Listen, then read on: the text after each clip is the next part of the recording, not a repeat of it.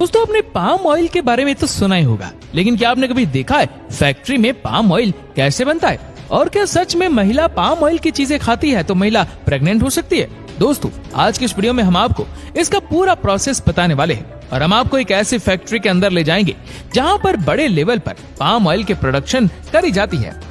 दोस्तों, palm oil की production शुरू होती है पाम के पेड़ों से और ये पेड़ कुछ इस तरह के होते हैं। इतने लंबे पेड़ों से पाम के फलों को निकालने का काम एक बड़ी सी स्टिक की मदद से किया जाता है। अगर आपने आज तक पाम का फल नहीं देखा है तो ये फल कुछ इस तरह से नजर आता है। अगर अदरक का बीज दिखाई देगा, जिसे पाम नट कहते हैं, जो सफेद रंग का होता है। इसी फल के चारों तरफ मौजूद हिस्से को कहते हैं मैंसोकार्प। अब यहाँ पर पेड़ों में से पाम के फलों को तोड़ा जाता है और फिर ट्रैक्टर में भर लिया जाता है। इस पूरे प्रोसेस को हार्वेस्टिंग कहते हैं, जहाँ पर कई बार पेड़ों से पाम के फलों को निकालने के लिए शॉवेल्स का इस्तेमाल किया जाता है और कई बार एक्सकेवेटर मशीनों का भी इस्तेमाल किया जाता है, जो जमीन पर पड़े इन पाम के फलों को उठाकर ट्रकों में भर देती है। और एक पाम का पेड़ लगभग 16 से 20 किलो तक के पाम के फल को हर साल प्रोड्यूस कर सकते हैं और एक पाम के पेड़ से हम 25 से 30 साल तक पाम ऑयल निकाल सकते हैं। अब जिन जगहों पर पाम के पेड़ों की हार्वेस्टिंग नहीं करी जा सकती, तो इन जगहों के लिए कुछ इस तरह के प्रोसेस का इस्तेमाल किया जाता है, जिससे इस पूरे हार्वेस्टिंग का प्रोसेस दुगनी रफ्तार में हो जाता है। आसानी से ट्रॉली का इस्तेमाल करके एक नेट में इन सभी पाम के फलों को पेड़ों से काटकर ट्रकों तक लेकर आया जाता है और फिर इन ट्रकों को फैक्ट्री के लिए रवाना कर दिया जाता है, जहाँ पर अब असली पाम ऑयल की प्रोडक्शन होगी। जिस जगह पर फैक्ट्री मौजूद होती है, वहाँ पर ये ट्रक इन पाम के फलों को लेकर कुछ इस तरह से डंप कर देते हैं। अब यहाँ पर फ्रंट लोडर का इस्तेमाल करके इन सभी पाम के फलों को इकट्ठा करके फैक्ट्री के अंदर ले आया जाता है। अब यहाँ पर आप देख सकते हैं कि ये एक कन्वेयर बेल्ट की तरह बनी हुई मशीन है, जिसके ऊपर बॉक्स की शेप का ढांचा लगाया हुआ है और इन्हीं के अंदर पाम के फलों को डालकर फैक्ट्री के अंदर लाया जा रहा होता है और इन्हें कन्वेयर बॉक्सेस भी कहा जाता है। फिर धीरे धीरे करके ये फैक्ट्री के अंदर बिल्कुल आ जाते हैं।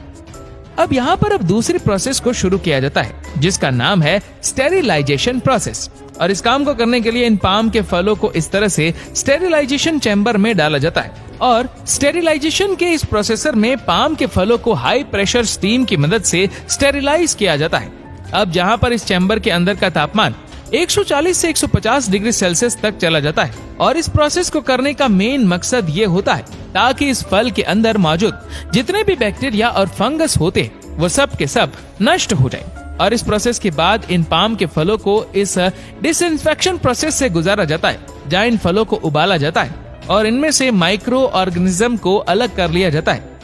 अब यहाँ पर फल देखिए अच्छे से उबल चुके हैं, जिसके बाद उन्हें यहाँ से ले जाकर इन प्लांट में ले जाया जाता है, जिसके लिए यहाँ मौजूद कन्वेयर बेल्ट का इस्तेमाल किया जाता है।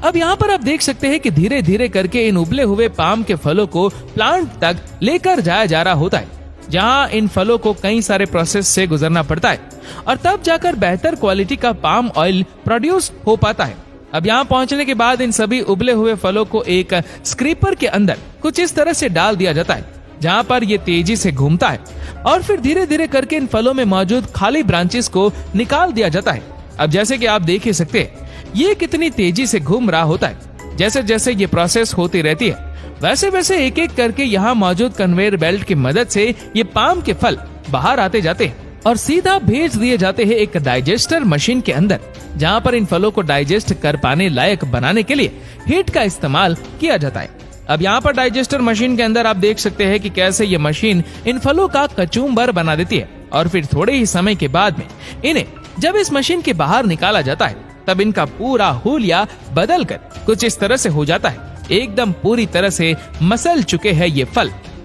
अब आ जाएंगे सीधा प्रेस मशीन के अंदर, जो इस पूरे प्रोसेस का सबसे इम्पोर्टेंट पार्ट माना जाता है, क्योंकि यहीं से अब पाम ऑयल को इन फलों से निकाला जाने वाला होता है। इस प्रेस मशीन की मदद से सबसे पहले तो एक तरफ पाम ऑयल से फाइबर को अलग किया जाता है, जो कुछ इस तरह से बाहर निकाला जाता है और दूसरी तरफ इन फलों में से पाम ऑयल निकाला जा रहा होता है। अब जैसे कि आप यहाँ देख ही सकते हैं कि कैसे ये मशीन अपने अंदर से इन फलों को प्रेस करके इनमें से तेल निकाल रही है। अब देखिए, तेल निकालने के बाद इन्हें रिसेप्शन टैंक के अंदर कुछ इस तरह से डाला जा रहा होता है, जहाँ पर इस तेल को डाइल्यूटेड क्रूड ऑयल में बदला जाता है। अब यहाँ पर डाइल्यूटेड क्रूड पाम ऑयल को तैयार कर लिया होता है,